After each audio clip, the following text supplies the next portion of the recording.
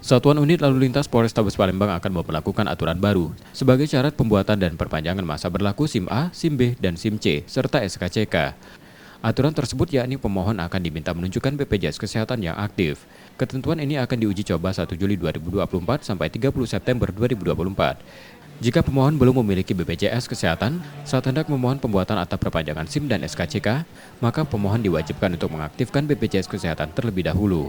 Jadi untuk program Jaminan Kesehatan Nasional ini merupakan kolaborasi JKN dengan lembaga negara yang mendapat instruksi Presiden, yaitu untuk melakukan penyempurnaan regulasi untuk memastikan pemohon SIM, STNK, SKCK adalah peserta aktif JKN. Dan untuk saat ini Polrestabes Palembang masih terus melakukan sosialisasi, kemudian untuk melakukan uji coba kita mulai pada saat bulan Juli tahun 2024.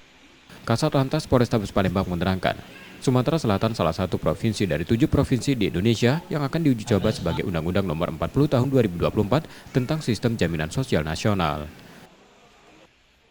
Yudi Kiswanto, Kompas TV, Palembang, Sumatera Selatan.